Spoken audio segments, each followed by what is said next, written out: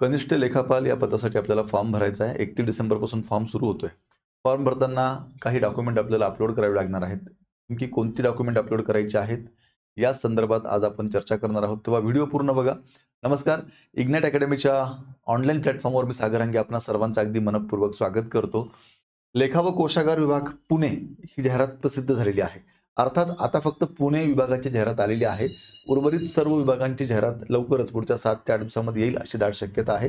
कालच्याच व्हिडिओमध्ये आपण कुठल्या विभागात किती जागा रिक्त आहेत, म्हणजे माहितीच्या अधिकारामध्ये जी माहिती मागवली होती त्यानुसार आपण त्या व्हिडिओमध्ये माहिती सांगितलेली आहे. तेव्हा तोही व्हिडिओ एकदा पूर्ण बघा. पुढच्या 4-5 दिवसात जाहिराती येत आहेत सगळ्या विभागांच्या. तेव्हा जोरदार अभ्यास चालू ठेवा. आता ही पुणे विभागाची जाहिरात आहे. यामध्ये पदाचं नाव आहे कनिष्ठ लेखापाल. एकूण पदं आहेत 75. फॉर्म आपल्याला भरायचा आहे 31 डिसेंबरपासून ते 30 जानेवारीपर्यंत. मग आता हा फॉर्म भरत असताना नेमकी कोणती डॉक्युमेंट आपल्याकडे असावी लागणार आहेत तर लक्षात घ्या. सगळ्यात पहिलं डॉक्युमेंट ते म्हणजे SSC म्हणजेच इयत्ता 10वीचं सर्टिफिकेट तुमच्याकडे असणं गरजेचं आहे, ज्यामध्ये तुमचं नाव आणि तुमचा जन्मदिनांक असतो, हे लक्षात घ्या. त्यानंतर वयाचा पुरावा आणि जन्माचा पुरावा.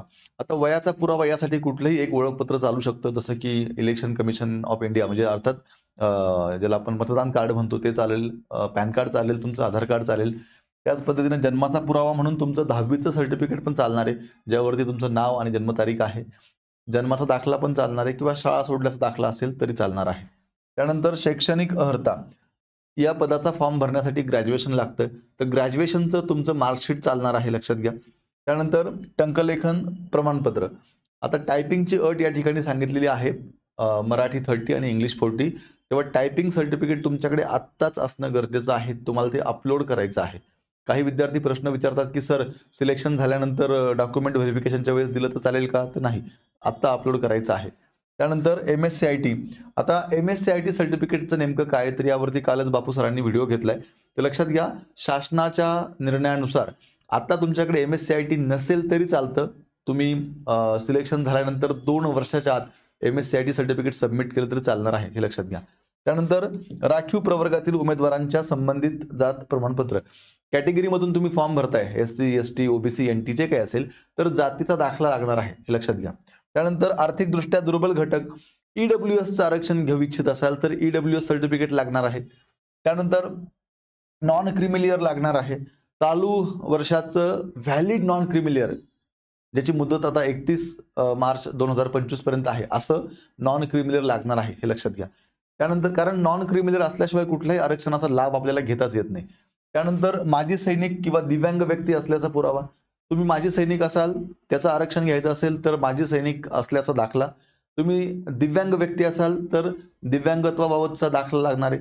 त्याच पद्धतीने तुम्ही खेळाडू असाल, अनाथ असाल, प्रकल्पग्रस्त असाल, भूकंपग्रस्त असाल, अंशकालीन पदवीधर असाल, तर त्यासाठी तुम्हाला आरक्षण घ्यायचं असेल तर संबंधित प्रवर्गाचा दाखला लागणार आहे, हे लक्षात घ्या.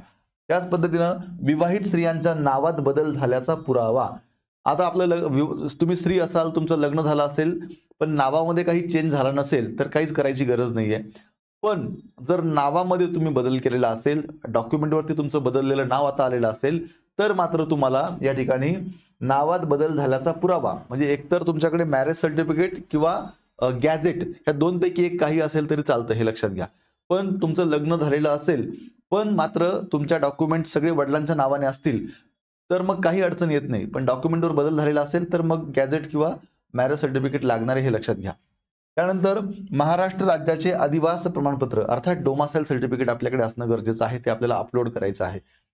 महाराष्ट्र कर्नाटक सीमा भागातील, आता महाराष्ट्र कर्नाटक सीमा भागातील ज्या 865 गावांबद्दल वाद आहे, त्या गावातील तुम्ही जर रहिवासी असाल, मराठी भाषिक उमेदवार तुम्ही असाल, तर सक्षम प्राधिकाऱ्याचा विहित नमुन्यातील दाखला, तुम्ही त्या गावचे रहिवासी आहात याचा दाखला सुद्धा लागणार आहे, हे लक्षात घ्या. त्याच पद्धतीने मराठी भाषेचे ज्ञान असल्याचा पुरावा.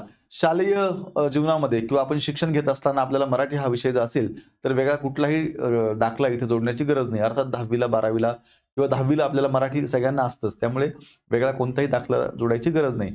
आणि जर तुम्हाला मराठी हा विषयच नसेल शाळेमध्ये असताना, तर मात्र तुम्हाला महाविद्यालयाच्या मराठी विभाग जो असतो महाविद्यालयामध्ये, त्याचे जे HOD असतात त्यांचं सिग्नेचर असलेलं एक सर्टिफिकेट तुम्हाला आणावं लागतं, ज्यामध्ये तुम्हाला मराठी लिहिता वाचता बोलता येतं असा उल्लेख असतो.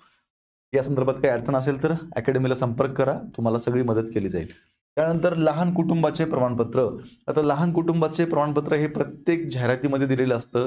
ठीक आहे. एक तर तुम्ही तिथून घेऊ शकतात किंवा तुम्ही Googleला जाऊन लहान कुटुंबाचं प्रमाणपत्र घेऊ शकतात किंवा तुम्ही इग्नाइट अकॅडमीला संपर्क केला तर तुम्हाला ते लहान कुटुंबाचं प्रमाणपत्र पाठवण्यात येईल. काळजी करू नका. तर ते एक लहान कुटुंबाचं छोटंसं डॉक्युमेंट असतं, ते भरायचं आहे हाताने आणि त्याचा फोटो काढून ते अपलोड करायचं आहे. त्यानंतर आत्महत्याग्रस्त शेतकऱ्यांचे पाल्य असल्याचा पुरावा. तुम्ही जर तुमच्या आई किंवा वडील कोणी शेतकरी असतील, त्यांनी आत्महत्या केलेली असेल, अर्थात तुम्ही आत्महत्याग्रस्त शेतकऱ्यांचे जर पाल्य असाल, तर तुम्हाला आरक्षण आहे. तर त्यासाठी पण तुम्हाला दाखला लागणार आहे, हे लक्षात घ्या. त्यानंतर स्वातंत्र्य सैनिकांचे पाल्य तुम्ही असाल, 1991चे जनगणना कर्मचारी तुम्ही असाल किंवा 1994 नंतरचे निवडणूक कर्मचारी असाल, तरी पण तुम्हाला इथेही आरक्षण आहे. यासाठी तुम्हाला तो दाखला असणं गरजेचं आहे. तर हे सगळे डॉक्युमेंट जर तुम्ही आता यांनी 18 प्रकारचे डॉक्युमेंट सांगितले, तर आपल्याला जे डॉक्युमेंट आवश्यक आहे, ते सर्व डॉक्युमेंट आपल्याकडे आता असणं गरजेचं आहे. हा व्हिडिओ यासाठीच थोडा लवकर घेतला, जेणेकरून अजून फॉर्म भरायला सुरुवात झालेली नाही.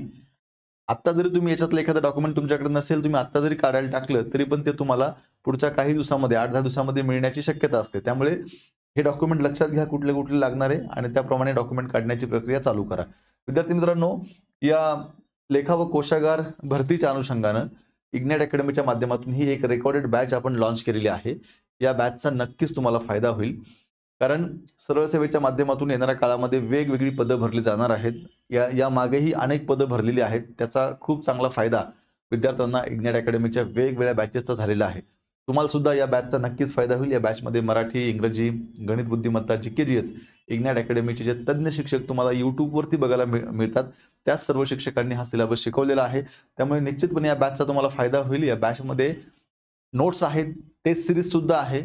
ठीक आहे. आणि कितीही वेळा तुम्ही 1 वर्ष ही बॅच पाहू शकतात. आणि आत्ता विद्यार्थी मित्रांनो, आपण क्रिसमस साजरी करतोय. या क्रिसमसच्या निमित्तानं 29 तारखेपर्यंत या बॅचवरती, ह्या म्हणजे इग्नाइट अकॅडमीच्या सर्वच ऑनलाईन बॅचेसवर 25% एक्स्ट्रा डिस्काउंट आहे. ऑलरेडी आता डिस्काउंट चालू आहे. त्याच्यावरतीही 25% डिस्काउंट आहे. त्यासाठी तुम्हाला इग्नाइट अकॅडमीचे ॲप डाउनलोड करायचं आहे आणि ही बॅच जॉइन करायची आहे. यासाठी तुम्हाला कूपन कोड सुद्धा आहे या ठिकाणी. तो कूपन कोड तुम्ही वापरू शकतात. सांता25 म्हणून हा कूपन कोड आहे. ठीक आहे. बॅच जॉइन करताना काही अडचण वाटत असेल, काही प्रश्न निर्माण होत असतील, तर तुम्ही 8888 25 61 17 या नंबरला संपर्क करू शकतात. आणि अशाच प्रकारे वेगवेगळ्या स्पर्धा परीक्षांची माहिती प्राप्त करण्यासाठी आत्ताच इग्नाइट अकॅडमीचे हे YouTube चॅनल सबस्क्राईब करा. पुन्हा भेटूया अशाच एका नवीन व्हिडिओत. तोपर्यंत थांबूया. खूप खूप धन्यवाद.